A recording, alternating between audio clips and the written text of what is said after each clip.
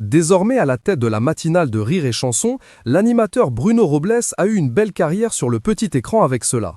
Il a notamment longtemps travaillé sur TF1 et la première chaîne de France l'a particulièrement bien traité côté fiche de paye.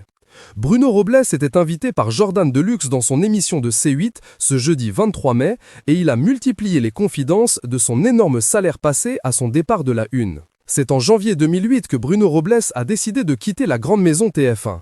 Il y était entré en 1997 quand Patrick Lelay en était alors le PDG. L'animateur y a présenté plusieurs programmes comme Alibaba, Incroyable mais vrai avec Nathalie Vincent ou encore le Best of, Première compagnie avec Laurence Boccolini. Malheureusement, comme il le dit si bien en interview avec Jordan Deluxe, je savais que ça allait s'arrêter. Avant de surenchérir que ça ne s'est pas bien passé car du jour au lendemain, il n'y a plus rien eu.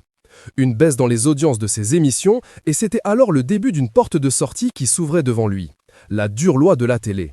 Cependant, le père de famille, il est le papa de Yann, né en 1992, et Fanny, née en 2000, a réussi à rebondir en enchaînant avec d'autres émissions sur des chaînes concurrentes, notamment Millionnaire sur France 3 ou Comme des oufs sur Gulli, et en décrochant le rôle d'animateur dans la matinale de Rire et Chanson, poste qu'il occupe maintenant depuis 2016.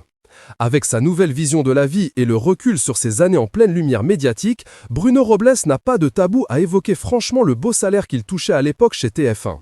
Un montant astronomique qui aurait pu lui faire perdre la tête. Je touchais 50 000 € par mois sur TF1. J'ai acheté une maison avec ça, c'était plein balle, a-t-il déclaré à Jordan Deluxe. Un investissement immobilier qui lui a permis d'avoir un toit sur la tête alors que sa carrière a ensuite pris une tournure.